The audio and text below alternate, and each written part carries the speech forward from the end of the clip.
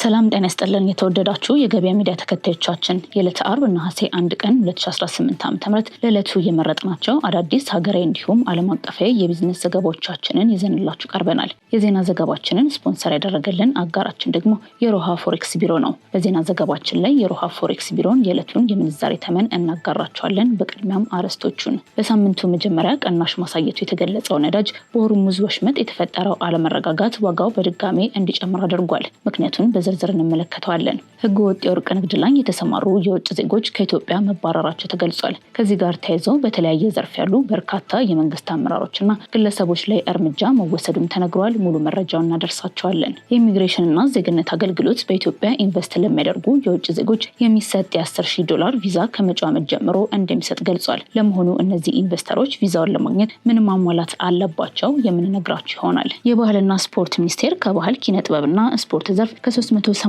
ቢሊዮን በላይ ገቢ ማግኘቱን ገልጿል። ሚኒስቴር መስሪያ ቤቱ በዘርፉ ላይ የመጀመሪያውን ብሔራዊ አጠቃላይ የዳሰሳ ጥናት ማድረጉንም ገልጿል። በዝርዝር የምንመለከተው ነው። የፌስቡክ፣ ኢንስታግራም እና ዋትስአፕ ባለቤት የሆነው ሜታ ህጻናትን በማህበራዊ ሚዲያ ላይ ለተለያዩ አደጋዎች እንዲጋለጡ አድርጓል በሚል $567 ሚሊዮን በላይ እንዲከፍል ተወስኖበታል። በዝርዝር የምትሰሙት ይሆናል። አፍሪካ በሳይበር ወንጀል የተመዘገበው የገንዘብ ኪሳራ $192 ሚሊዮን ወደ $484 ሚሊዮን ማሻቀቡም ከመረጃዎቻችን መካከል ይገኛል። እውነተኛ ቅናሽ በእውነተኛ ቦታ ከእውነተኛ ግንባታ ጋር በመሃል ብስራተ ገብርኤል ከላፍቶ ሞል ጋር የተያዘ ዘመናዊ አፓርተማ ውስጥ መኖር እንዴት ምችት ሊል እንደሚችል አስባችሁታል? በተወዳጁ ሰፈር ላፍቶ ሞል ላይ ለኑሮ ምቹ እንዲሁም በመኖሪያ መንደር ውስጥ የመዋኛ ገንዳ፣ የህፃናት ዴይኬር፣ መዝናኛ፣ የገበያ ማዕከል እንዲሁም የውበት ሳሎኖች፣ ጂምና ስፓ ያካተተ ሲሆን ከባለ 1 መኝታ 89 ካሬ እስከ ባለ 3 መኝታ 248 ካሬ በተለያዩ ካሬ አማራጮች ከ1.5 ሚሊዮን ብር ቅድመ ክፍያ ጀምሮ ቀሪውን ያለምንም የዋጋ ጭማሪና ወለድ በግንባታው ሂደት ከፍለው የቤት ባለቤት የሚሆኑበትን አማራጭ ይዘንሎ መጥተናል።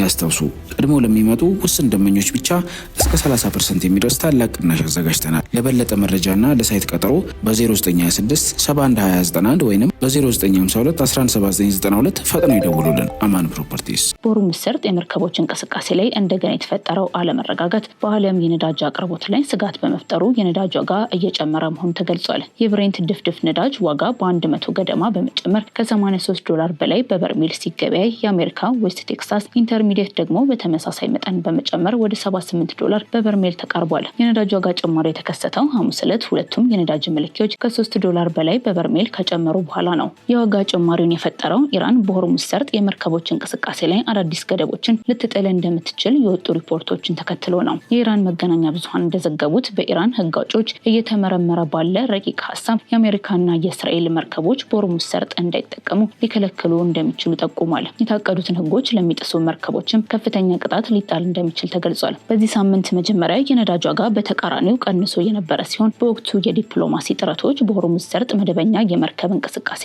እንዲመለስ የሚያስችል ሰፊ ስምምነት ሊያስገኙ ይችላሉ በሚል ተስፋ ገበያው ላይ መረጋጋት ተስተውሎ ነበር። አሁን ወደፊት የሚደረጉ ስምምነቶች በሰርጡ ላይ ገደቦችን ሊያካትት ይችላል የሚል ስጋት በመፈጠሩ በዓለም የነዳጅ አቅርቦት ላይ መስተጓጎል ሊፈጠር ይችላል የሚል ስጋትን አባብሷል። ሆርሙዝ ሰርጥ በዓለም አቀፍ የነዳጅ ንግድ ውስጥ ወሳኝ የሆነ የባህር መተላለፊያ በመሆኑ በሰርጡ ላይ የሚፈጠር ማናቸውም የመርከብ እንቅስቃሴ መስተጓጎል በዓለም የነዳጅ አቅርቦትና ዋጋ ላይ ተጨማሪ ጫና ሊፈጠር እንደሚችል የተገለጸ ይገኛል።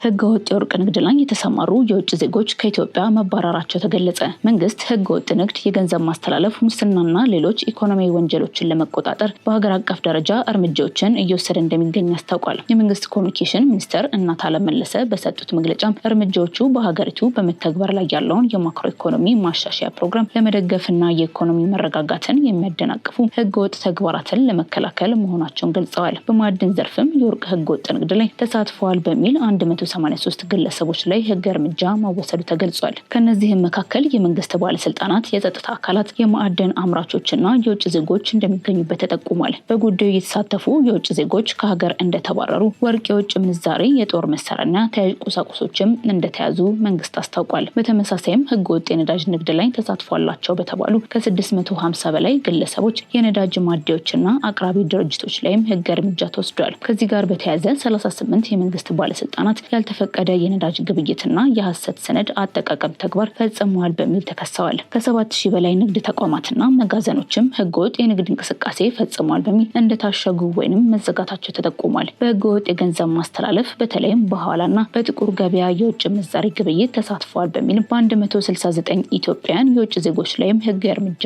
መወሰዱ ተገልጿል። እንዲሁም የውጭ ምንዛሪ ህግን በመጣስ ከውጭ ሀገራት ያገኙትን ገቢ ወደ ሀገር ባስመለሱ 29 ላኪዎችና ግለሰቦች ላይም እርምጃ ተወስዷል። እርምጃው የወረረድ ኢንዱስትሪንም ያካተተ ሲሆን የደንበኞችን መረጃ ደብቀዋል፣ ግብር አልከፈሉምና ህገወጥ የገንዘብ ግብይትን አመቻችተዋል በሚል በ38 የወረረድ ኩባንያዎች ላይ ህጋዊ እርምጃ ተወስዷል ተብሏል። በተጨማሪም 44 የሰው ዝውውር ተጠርጣሪዎችና ደላሎችን በቁጥጥር ስር መዋላቸው ተገልጿል።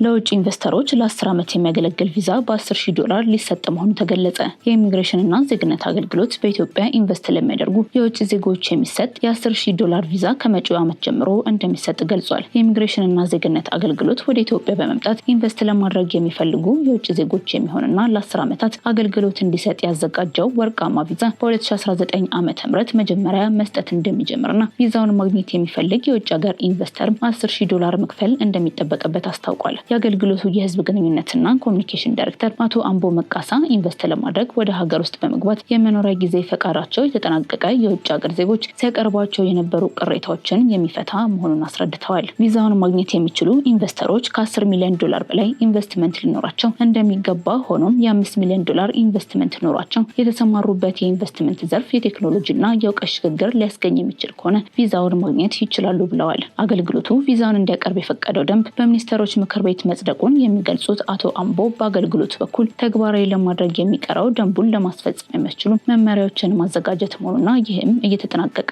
እንደሆነ ገልጸዋል። ስለ ቪዛው አይነት ዝርዝር ድንጋጌዎችን በማካተት በሚኒስትሮች ምክር ቤት የጸደቀውና ደንብ ቁጥር 114/1997ን ለማሻሻል የወጣው የኢሚግሬሽን የሚኒስትሮች ምክር ቤት ደንብ ቁጥር 581/2018 ሲሆን ወርቃማ ቪዛው $10 ሚሊዮን በላይ ኢንቨስት ለሚያደርግ የውጭ ሀገር ዜጋ የሚሰጥ የቪዛ አይነት መሆኑን ይገልጻል። በየ10 ዓመቱ የሚታደስ የመመላለሻ ቪዛ መሆኑ በደንቡ የተገለጸ ሲሆን ዝርዝር አፈጻጸሙ በመመሪያ የሚወሰን መሆኑን ሪፖርተር ጋዜጣ አስነብቧል። ደንቡ ካካተታቸው ሌሎች ድንጋጌዎች መካከልም ቤት ለሚገዛ የውጭ ሀገር ዜጋ የሚሰጥ ቪዛን የሚመለከተው ሲሆን ኢትዮጵያ ውስጥ የማይንቀሳቀሱ ንብረት ባለቤት ወይንም ባለይዞታ የሆነ የውጭ ሀገር ዜጋ የሚሰጥም መሆኑ ተደንግጓል። ይህም በየ5 ዓመቱ የሚታደስ የብዙ ጊዜ መመላለሻ ቪዛ መሆኑ ተገልጿል።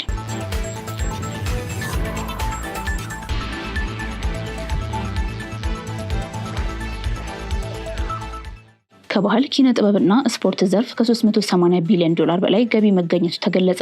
ሚኒስቴር መስሪያ ቤቱ በዘርፉ ላይ የመጀመሪያውን ብሔራዊ አጠቃላይ የዳሰሳ ጥናት አስደርጓል ተብሏል። የባህልና ስፖርት ሚኒስቴር ጥናቱን ያካሂደው ከጅማ ዩኒቨርሲቲ ጋር በመተባበር ሲሆን በጥናቱን በአውሮፓውያኑ 2024 እና 2025 ብቻ 380.40 ቢሊዮን ብር ገቢ መገኘቱ ተረጋግጧል ተብሏል። በዚህም የባህል ኪነ ጥበብና ስፖርት ዘርፍ ብቻውን የአጠቃላይ የሀገር ውስጥ ምርቱን ጂዲፒ 2.521 በመቶ መሸፈን መቻሉን የተደረገው ጥናት አመላክቷል።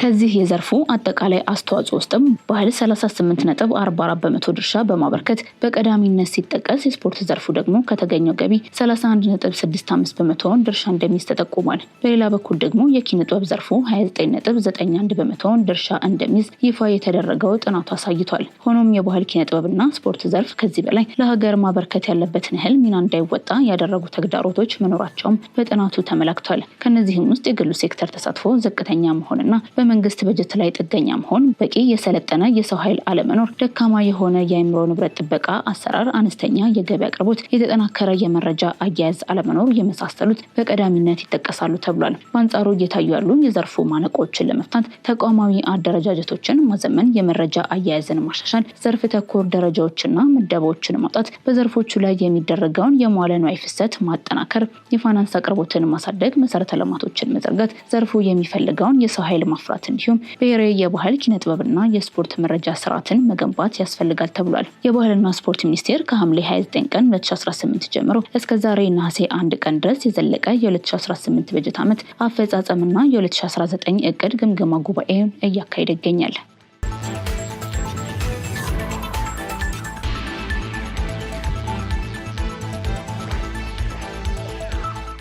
በሳይበር ወንጀል የተመዘገበው የገንዘብ ኪሳራ ወደ $484 ሚሊዮን ማሻቀቡ ተገለጸ። አፍሪካ በሳይበር ወንጀል የተመዘገበው የገንዘብ ኪሳራ ከ192 ሚሊዮን ዶላር ወደ $484 ሚሊዮን ማሻቀቡን የኢንተርፖል አፍሪካ ሳይበር ስጋት ግምገማ ሪፖርት ገልጿል። ኢትዮጵያ በዲጂታል ደህንነት ተጋላጭነትም በአፍሪካ 5ኛ ደረጃ መያዟን ሪፖርት አመላክቷል። ኢትዮጵያ የዲጂታል ሽግግሯን በፍጥነት እያሳደገች በመሆኗ የሳይበር ጥቃቶችና የዲጂታል ደህንነቶች ስጋት እየጨመሩባት ይገኛሉ ተብሏል። በሪፖርቱ መሰረት ኢትዮጵያ በአፍሪካ የዲጂታል ተጋላጭነት ደረጃ 5ኛ ስትሆን በአህጉሪቱ ከተለዩ የዲጂታል ተጋላጭነት 3.3 በመቶ በኢትዮጵያ እንደተመዘገበ ተገልጿል። ሪፖርቱ መረጃውን ከ36 የአፍሪካ አባል ሀገራትና እንደ ሻዶ ሴቨር ፋውንዴሽን ካሉ የሳይበር ደህንነት ተቋማት በተሰበሰበ መረጃ ላይ መመስረቱን አመልክቷል። ግምገማው እንደሚያሳየው በአፍሪካ በሳይበር ወንጀል የሚደርሰው ቀጥተኛ የኢኮኖሚ ኪሳራ ወደ $5 ቢሊዮን ተጠግቷል። የአህጉሪቱ የሳይበር ደህንነት ወጪም $15.3 ቢሊዮን ደርሷል። በተጨማሪም በሳይበር ወንጀል የተመዘገበው የገንዘብ ኪሳራ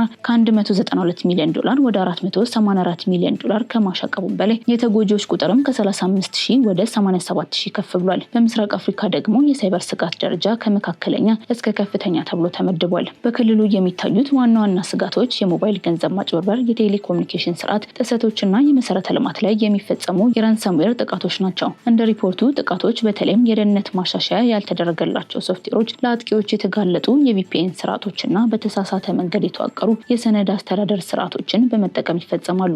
አደጋው የበለጠን የሚያባብሰው ደግሞ የሰው ሰራሽ እውቀትና የማሽን ለርኒንግ ቴክኖሎጂዎች በተንኮል አድራጊዎች መጠቀማቸው መሆኑን በሪፖርቱ ተጠቁሟል። እነዚህ ቴክኖሎጂዎች በአንድ ሰከንድ በሺዎች የሚቆጠሩ ሲስተሞችን ለመፈተሽና ተጋላጭነታቸውን ለመለየትም እየዋሉ ነው። የሳይበር ወንጀልን ለመመርመር ተቋማቱ በቂ መሳሪያና አቅም የላቸውም የተባለ ሲሆን 94 በመቶ የሚሆኑ ተቋማት በቂ የዲጂታል ፎረንሲክስ መሳሪያ እንደሌላቸው፣ 78 በመቶዎቹ ደግሞ በጀትና ልዩ ባለሙያ እጥረት እንዳለባቸው ተገልጿል። 89 በመቶ የሚሆኑት ደግሞ የድንበር ተሻጋሪ ትብብር ክፍተትን እንደ ዋነኛ ችግር ጠቅሰዋል። ኢንተርፖልና የሳይበር ደህንነት ባለሙያዎቹ የአፍሪካ ሀገራት ትብብርን እንዲያጠናክሩና የሳይበር ወንጀልን ለመከላከል ዘመናዊ የህግ ማዕቀፎችን እንዲያዘጋጁ ጥሪ አቅርበዋል።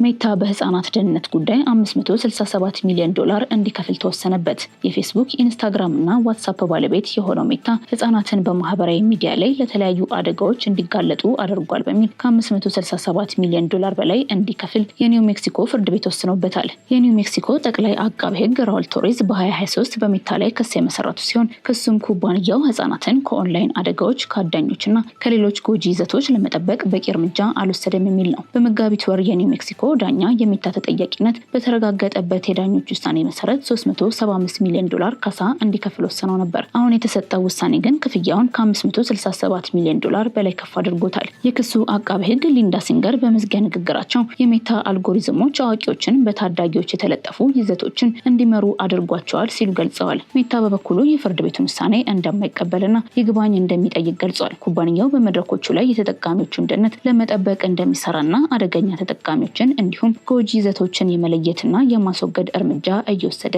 እንደሚገኝም ገልጿል።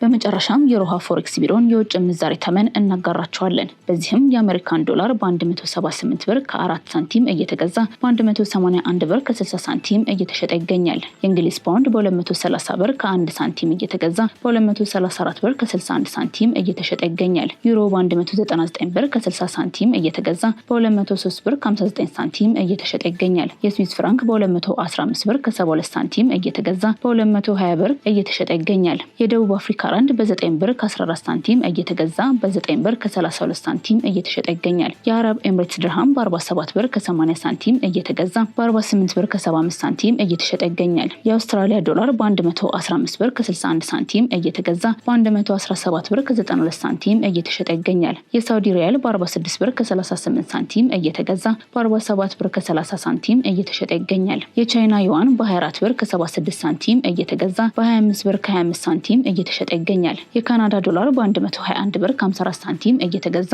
በ123 ብር ከ97 ሳንቲም እየተሸጠ መሆኑን የሮሃ ፎሬክስ ቢሮ የውጭ ምንዛሬ ተመን ያመላክታል።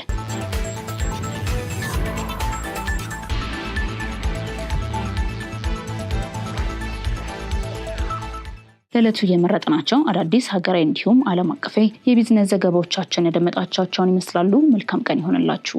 እውነተኛ ቅናሽ በእውነተኛ ቦታ ከእውነተኛ ግንባታ ጋር በመሃል ብስራተ ገብርኤል ከላፍቶ ሞል ጋር የተያዘ ዘመናዊ አፓርተማ ውስጥ መኖር እንዴት ምችት ሊል እንደሚችል አስባችሁታል? በተወዳጁ ሰፈር ላፍቶ ሞል ላይ ለኑሮ ምቹ እንዲሁም በመኖሪያ መንደር ውስጥ የመዋኛ ገንዳ፣ የህፃናት ዴይኬር፣ መዝናኛ፣ የገበያ ማዕከል እንዲሁም የውበት ሳሎኖች፣ ጂምና ስፓ ያካተተ ሲሆን ከባለ 1 መኝታ 89 ካሬ እስከ ባለ 3 መኝታ 248 ካሬ በተለያዩ ካሬ አማራጮች ከ1.5 ሚሊዮን ብር ቅድመ ክፍያ ጀምሮ ቀሪውን ያለምንም የዋጋ ጭማሪና ወለድ በግንባታው ሂደት ከፍለው የቤት ባለቤት የሚሆኑበትን አማራጭ ይዘንሎ መጥተናል። ያስታውሱ፣ ቀድሞ ለሚመጡ ውስን ደንበኞች ብቻ እስከ 30% የሚደርስ ታላቅ ቅናሽ አዘጋጅተናል። ለበለጠ መረጃና ለሳይት ቀጠሮ በ0926 712091 ወይም በ0952 117992 ፈጥነው ይደውሉልን። አማን ፕሮፐርቲስ